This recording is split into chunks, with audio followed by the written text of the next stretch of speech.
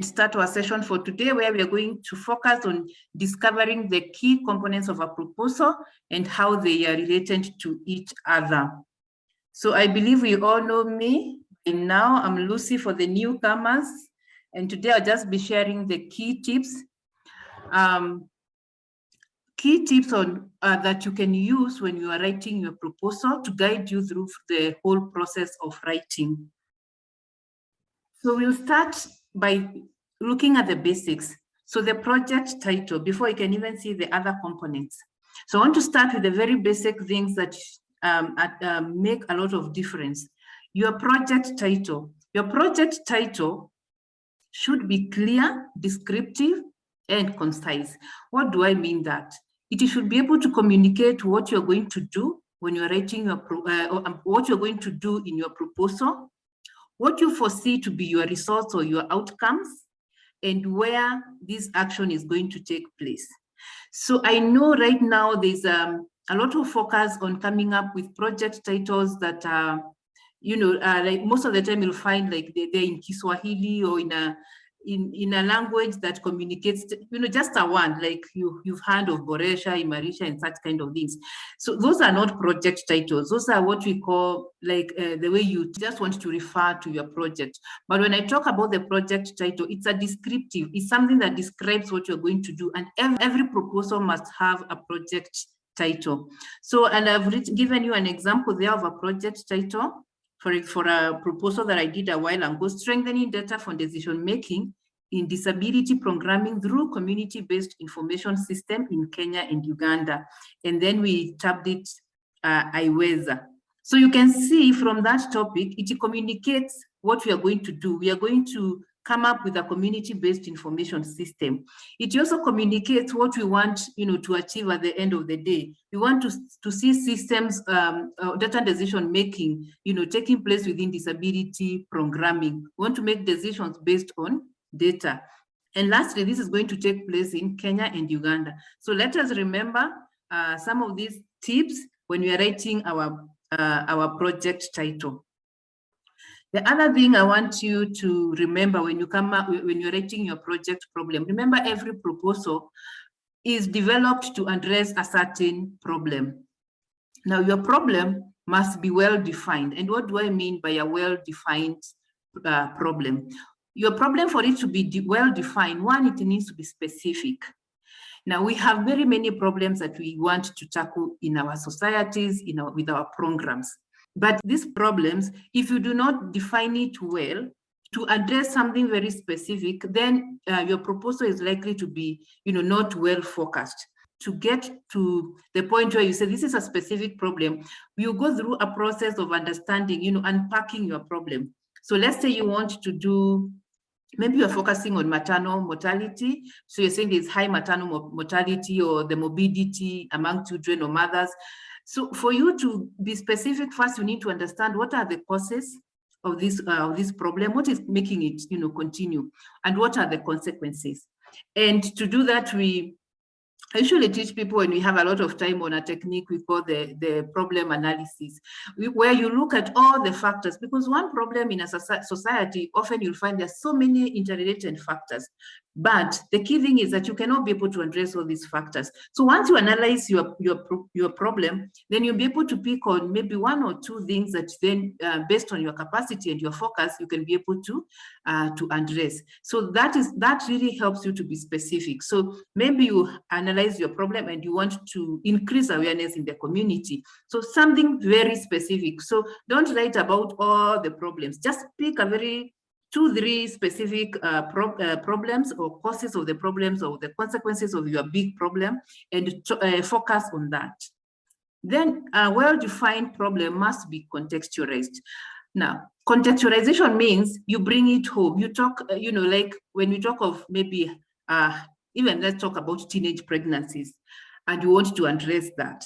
The problems in the Western world are very different from the problems we have here. The problems that are leading to teenage pregnancy, for example, in Nairobi, is very different from what is probably leading to increasing the teenage pregnancies in Mandera. So contextualization is all about, discussing the issue based on where you are, the setting of your your focus area. So if you're focusing in Kenya, then you will try and contextualize it to the Kenyan situation. If you are going down to a specific community, then contextualize it to that community. So being able to not look at a problem. One of the things I find very common when people are writing the project problem is the tendency to really just quote figures from the internet, from KDHS, and you leave it at that. But you see the KDHS gives you the bigger picture. Then you need to quote that is important, but you need to bring it down home by breaking it further and now trying to identify what is causing this problem within my community and be very specific to your community. The other thing when you are defining your problem is that it needs to be a significant problem. So remember, donors fund why. I think I've said this before, donors fund why and not what. Always have that in mind. So when even you're defining your problem, the donor will want to see why does this problem matter? Of what significance is it to the world? Or is it just a small problem? So you need to show the importance of this problem. You have to bring it out in a way that it looks a significant issue in the society, that if it is not addressed, then it has negative impact, and you have to show that how it is going maybe to affect the economy, how it is going to affect the quality of life.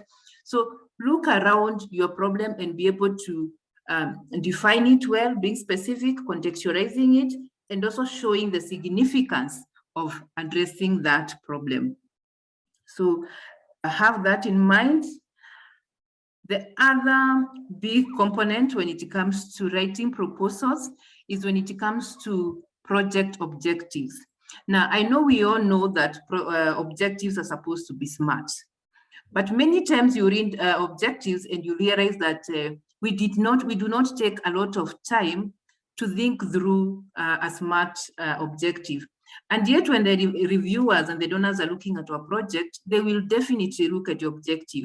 So you need to take some more time in ensuring that your objectives are one, specific. What does it mean to be specific? It basically means by reading the objective, you can be able to answer the question of what, the where, the how, those questions. What are you going to do?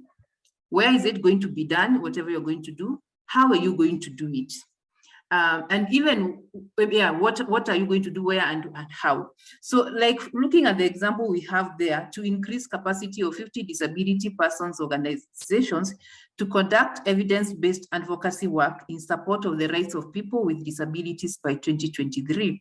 So from there, I can be able to tell what is going to be done. We are going to be, building capacity of these organizations. And you can tell it's by it's by 2023. So it's very specific, very clear what exactly you are going to do. It should be measurable. Measurable to mean that you can be able to quantify the targets, quantify the benefits. So we are talking of increasing capacity of 50. If you're talking about knowledge, for example, you want to increase knowledge levels from this point to that point. So it should be measurable, should be attainable or achievable. And achievable means that you have the resources that you need to be able to implement what you want to implement. You have the people, maybe you have the volunteers, so you have the resources. Because at times you may be talking about something that you do not even have the capacity. It also boils down to capacity. Your objectives, again, should be relevant. Relevant to means that they should be, addressing an issue that is of concern, like we've talked about the significance. So make sure that when you read, you can see it's relevant. And of course, it's supposed to be time-based or time-bound, basically. So like if you look at that project, you're already given projects are time-bound. So it is by 2023 or by this period of time, we should have been able to do that. The other tip I want to give you is around strategic approaches. And I think this is an area that many times, again, we don't give it a lot of thought. Remember, strategic approaches is basically your solution. How are you going to address the problem that you're saying you want to address? How are you going to have an impact? So what strategy are you going to do? So you've come up with your objectives. So how will you make sure you achieve those objectives, in short? What I see a lot is we come up with very generic, capacity building, empowering, very generic approaches, which at times do not communicate much. So A tip I'll give you when you're coming up with your strategic approaches, one is make sure that you come up with approaches for each objective. Don't just lump them together. Think through this objective. Once you've developed your objective, then think through, so what am I going to do for me to achieve this objective? They then remember all your approaches should be evidence-based. So you want to do capacity building, for example, or you want to empower, maybe let's say even to empower women.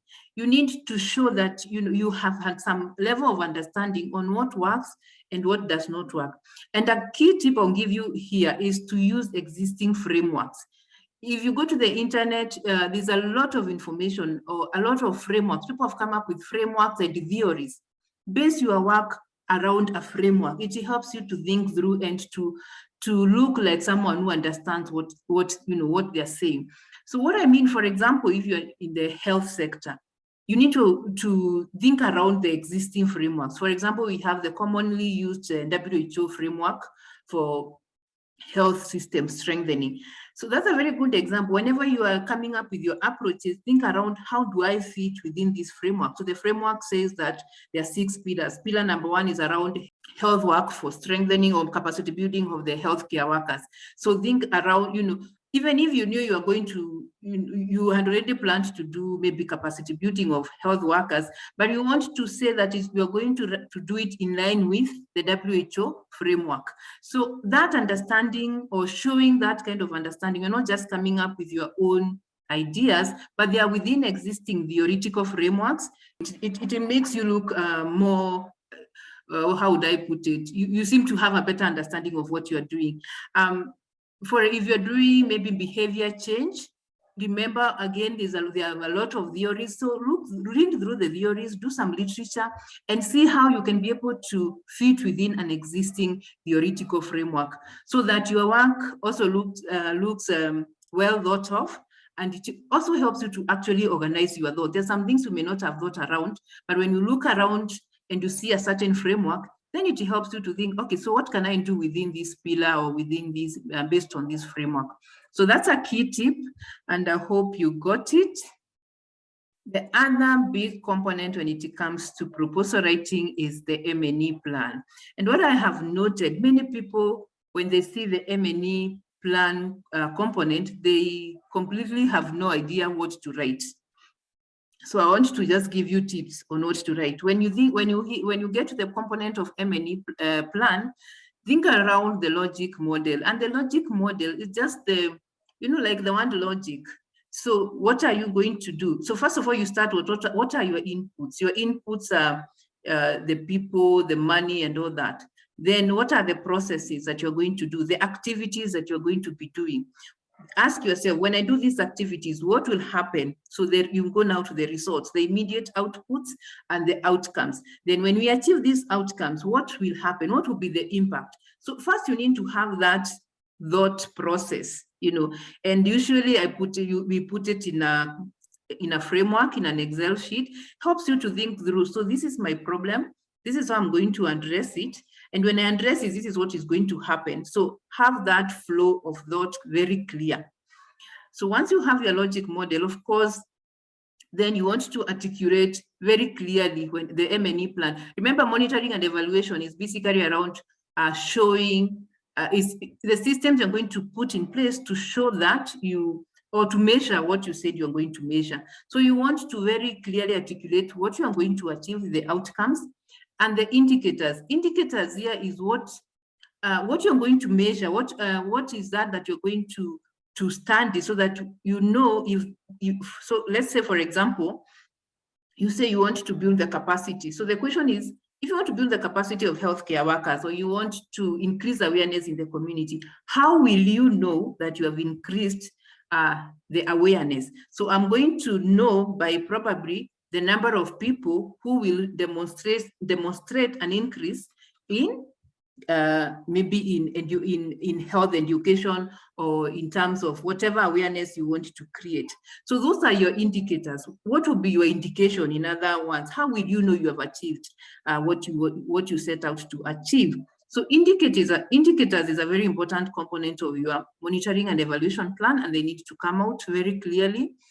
And what are the data collection methods you're going to use? So you have these indicators. You want to increase the knowledge levels from point A to point B. So how will you measure that? So your indicator is a proportion maybe of people who have an increased knowledge in health and maybe in HIV, for example. So the next question is, how will you know that? How exactly are you going to measure that? What data are you going to collect? Are you going to do interviews? Are you going to give them questionnaires?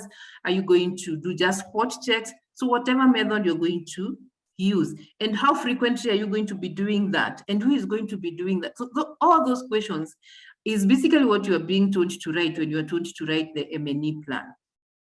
The reporting, how frequently are you going to be doing your reports, and who are you going to be sharing these reports with? Dissemination plan, who are you going to share with your results? Be it through stakeholders meetings, or you're going maybe to hold conferences. So M&E plan is basically around all these issues, around the relationship between what you're going to do, your outputs and your outcomes and the impact, and exactly how you are going to measure your results. Monitoring is what you do on day-to-day basis within your project. Evaluation is what you are going to measure at the end, or at the start, and at the end. We can also do a midterm evaluation. So when you see the component of M&E plan, don't get lost. Just start with having answering these questions, having a kind of an Excel sheet that helps you to think through the process, and then the writing becomes easy. And those are the key things I wanted to talk about. But there's something that I also want to mention. Remember, there has to be a very clear link between your problem, your objective, your approaches, and your outcomes. So I have seen this approach where people, when they start writing the proposal, or you agree on the proposal, you're going to respond to this call for proposal, and then we have people dividing the work. You're going to do the problem statement, the other person is going to work on the objectives, the other person is going to work maybe on the M&E plan, which is a good plan. But what is very key before you do that, a key tip, is make sure that you have a clear understanding, all of you, because a proposal is one document. It has to speak to it. The components have to speak to each other. Remember, like we have said, it is the problem that is going to help you determine your objectives. It is your objectives that are going to help you to come up with strategic approaches. Based on that, then you're going to have outcomes and your impact.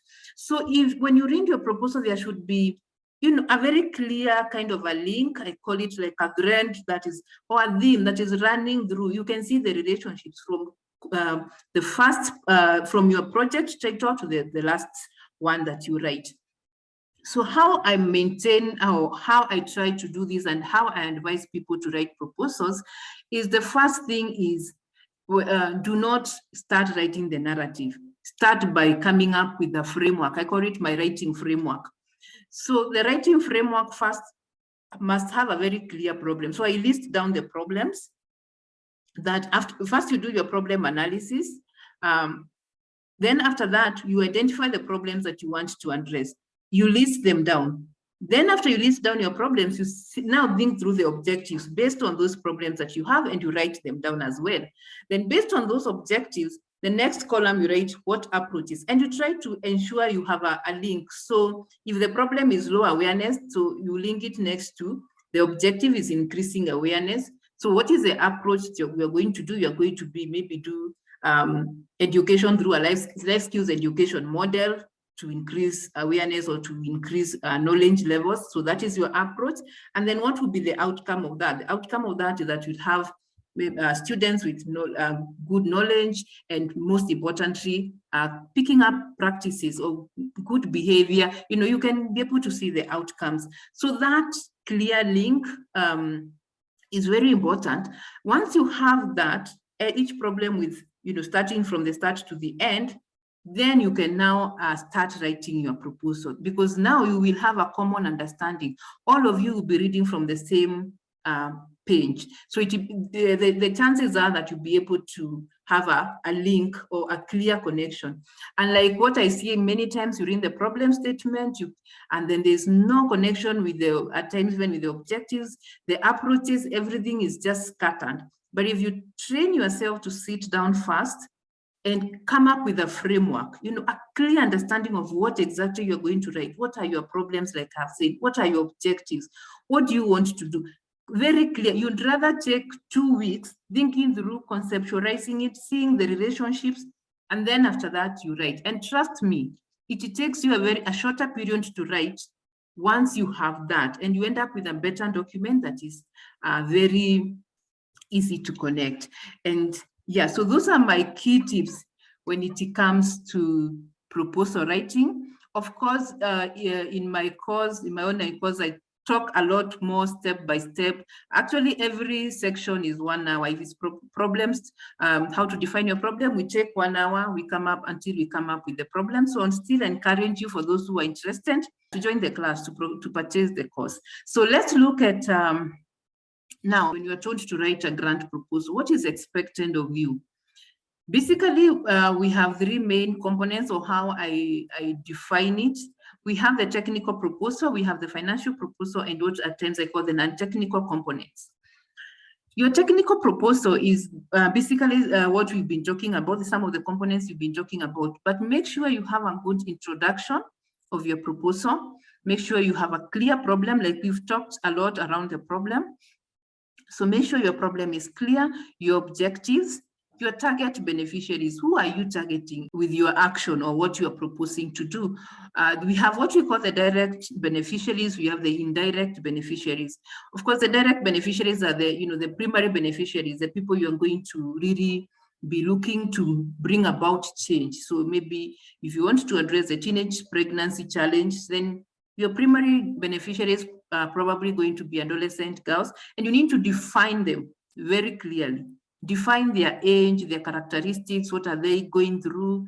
And let me just mention, one of the things also that is important for you to note is avoid being vague. When you're told who is your target beneficiaries, don't just write women or refugees or girls. You need to be very specific. So even if you're targeting refugees, for example, you want to say that I'm going to target this specific group of refugees. Maybe they are women with children or with under 5 children, or women with malnutrition. So the more specific you are, the better for you, because then you are also able to focus your project to very specific needs within the community. So avoid being broad. I know we tend to want to address so many things, but in proposal writing, the more specific you are, the better for you. The project description is what carries now your approaches and your strategies. So describing the action itself. A tip here, I have read project descriptions, which is all literature. Project description has nothing to do with literature. It is your methodology. It is what you are going to do. In the problem statement, you can bring in some literature, you can talk about what has happened, and then you bring it home and contextualize it. Project description is not literature. It is what you're going to do. It is, we are going to do trainings, we are going to do this.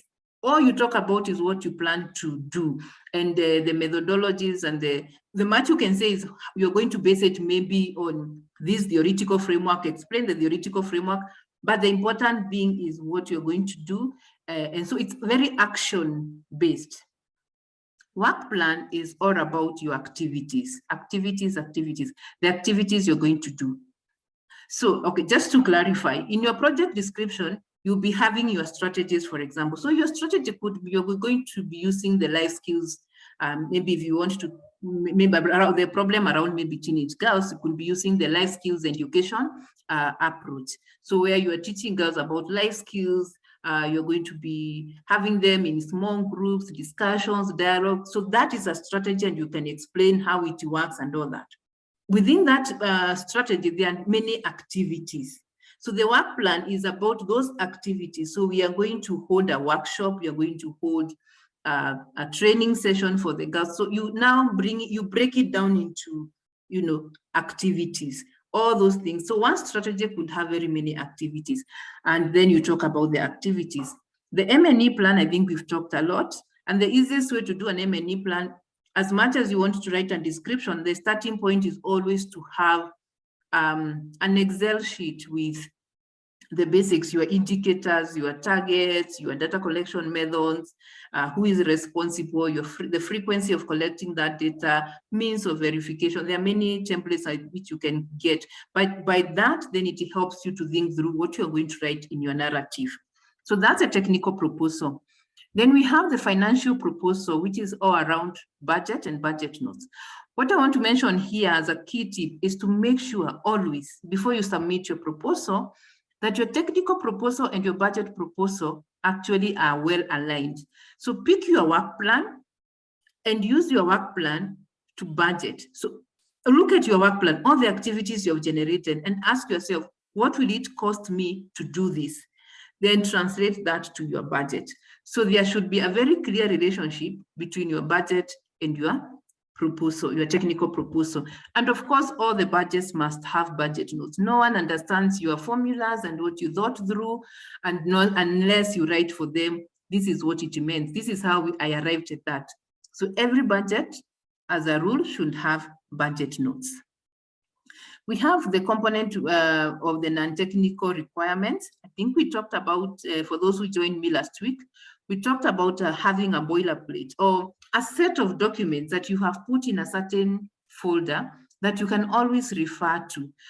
These are documents that are very important for your proposals.